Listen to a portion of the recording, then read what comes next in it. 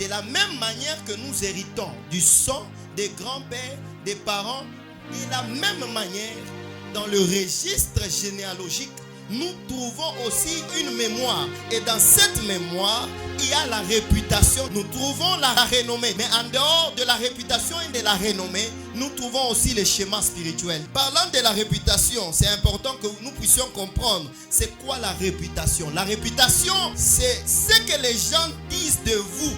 La renommée, c'est ce que Dieu dit de vous. C'est que Dieu vous accorde. Psaume 138, le verset 2, la Bible dit: car ta renommée s'est accrue à cause de l'accomplissement de tes promesses. Donc la renommée s'accroît parce que Dieu fait quelque chose. Donc la renommée, c'est Dieu qui la donne. Même si tu es un homme de Dieu très loin, tu n'as pas le total contrôle de ta réputation. Tu peux dire que tu es un homme sérieux, mais si les gens décident de t'humilier, de te coller une fausse image, frère, même si tu es le saint du monde, on va t'accuser. Parce que même Jésus, notre Seigneur, a été accusé à tort et on l'a arrêté. Parce que c'est l'un des combats des serviteurs de Dieu. Les accusations ont pour objectif de salir la réputation. Alors j'aimerais dire à un serviteur de Dieu: tu ne vas jamais contrôler la réputation. Tu peux arriver dans une contrée où on est en train de te traiter de magicien. Tu arrives à une autre contrée, on te traite d'un vrai homme de Dieu. Alors ça ne doit pas être ton combat. Dis à ton voisin: la réputation ne doit pas être ton combat. Ta réputation ne dépend pas de toi. Donc la réputation, ce sont les gens qui nous définissent. Il faut aussi savoir que dans la réputation, il y a des vraies opinions des hommes et il y a aussi des fausses opinions des hommes. Fausses opinions, c'est ce dont je suis en train de parler. Les fausses accusations. Quelqu'un peut se réveiller comme ça, ta tête l'énerve et il crée un dossier. Il commence sur TikTok, Facebook, ou soit il publie même sur YouTube. Il commence un dossier sur toi. Ça arrivera. Tout homme de Dieu qui est appelé à la grandeur, sachez que vous ferez toujours face aux fausses accusations. Ce n'est pas à vous de vous défendre. La Bible est en train de dire dans Exode 14, 14, gardez silence et l'Éternel combattra pour vous. Ce que j'aimerais dire à quelqu'un qui est là, le combat de la réputation, c'est le combat de Dieu. Des moments, Dieu peut accepter que tu sois humilié aujourd'hui pour être élevé demain. Parce que l'élévation commence par l'humiliation. Est-ce que je suis en train de parler à un Joseph qui a été jeté dans une prison quelque part? Mais là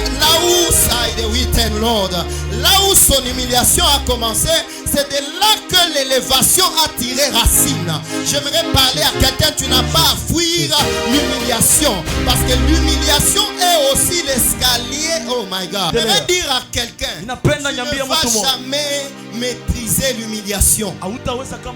L'humiliation est inévitable. Dans la marche avec le Seigneur, l'humiliation t'atteindra certainement.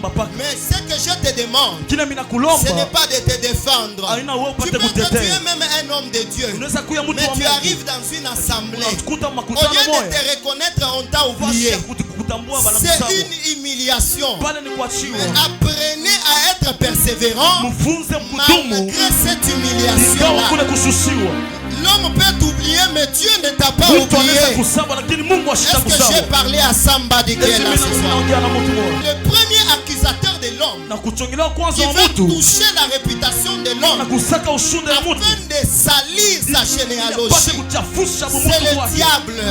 La Bible dit dans Apocalypse, l'accusateur de nos frères, il est en train d'accuser de la même manière qu'il était allé accuser Job. Ne te crois pas supérieur, mon frère, ma soeur.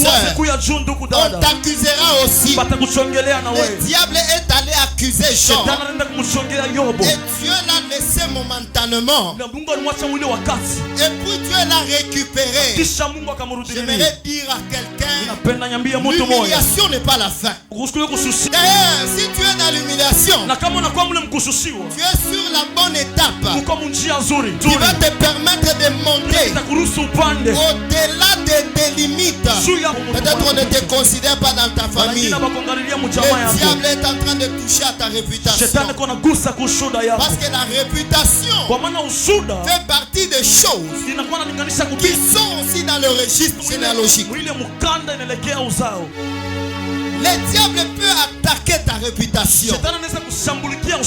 Mes frères, la Bible est en train de dire dans Romains 8, le verset 30, ceux qu'il a plutôt prédestinés, il les a appelés. Et ceux qu'il a appelés, il les a justifiés.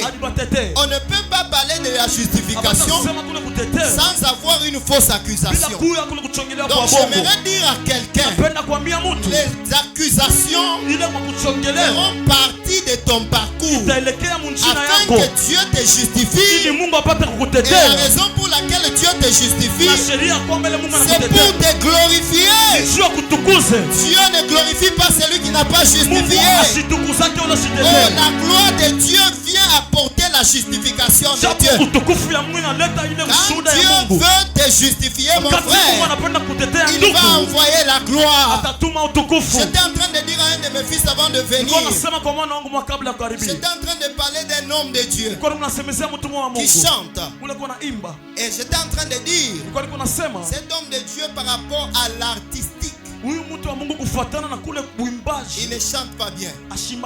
Mais par rapport à la gloire, il transporte la gloire. Frère, là où les hommes vont te disqualifier, la gloire de Dieu va t'imposer, te qualifier. L'onction de Dieu va t'imposer et te qualifier. Voilà pourquoi j'aimerais dire à quelqu'un, on ne sera pas qualifié seulement à cause de nos compétences. On peut être qualifié aussi à cause de l'onction. My God, j'aimerais encourager un homme qui prie, une femme qui prie, que si on t'a disqualifié à cause des diplômes, on t'a disqualifié à cause de ta langue, l'onction peut te qualifier et t'imposer dans la cour royale. Je ne sais pas qui je suis en train de parler ce soir. Dieu enlève la honte au nom de Jésus. Même si tu as hérité de la honte de tes parents, tu as hérité de la honte de tes tantes, je suis en train de dire à somebody, Jésus nous a donné sa réputation afin que personne ne puisse nous condamner. Par la grâce que nous sommes justifiés au moyen de la foi. J'aimerais dire à quelqu'un, Jésus t'a déclaré saint. Peu importe la réputation que tu as héritée du registre généalogique, j'aimerais te dire la réputation que tu as, ce n'est pas ta réputation. Voilà pourquoi tu étais un voleur, mais aujourd'hui on t'appelle prophète. Tu étais un rappeur dans le monde, mais aujourd'hui on te respecte révérend apôtre. Parce que Dieu t'a donné sa réputation. Dieu t'a... Oh, est-ce que je parle aux gens? Quand Dieu vient te justifier, il te donne la renommée. Dis avec moi, wow. Quand Dieu te justifie, mon frère, il te donne la renommée. Et quand on parle de la renommée, oh, Masila, comme de l'oshi de Palega, de Pede Severa, de Paya. Quand on parle de la renommée, frère, c'est une notoriété que personne ne peut gérer. Que personne t'aime ou qu'il ne t'aime pas. Quand Dieu te donne la renommée, il va acclamer pendant que tu seras en train de passer.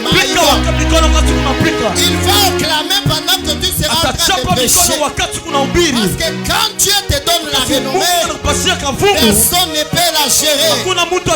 Savez-vous pourquoi on est en train d'éliminer les sommes de Dieu?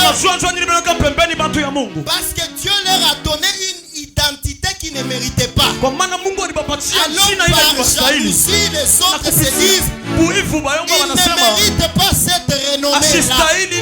Voilà pourquoi il faut qu'on les tue. Mais je viens prophétiser ce soir. Peu importe ce qu'ils vont faire, ils ne vont jamais t'achever.